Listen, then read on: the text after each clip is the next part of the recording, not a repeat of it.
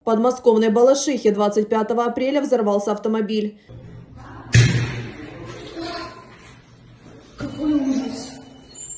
Взрыв произошел у дома по бульвару Нестерова. Автомобиль Volkswagen сгорел дотла. Кошмар. Это у нас во дворе горит.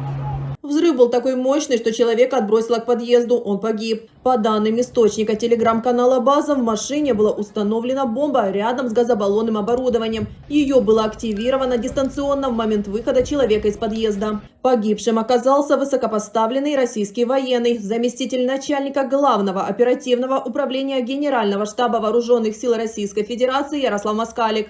На место происшествия выехали следователи Следственного комитета России, криминалисты и эксперты ведомства, а также оперативные подразделения правоохранительных органов. Сообщается, что взорванный в Балашихе Volkswagen перепродавали минимум 3 раза с конца января этого года.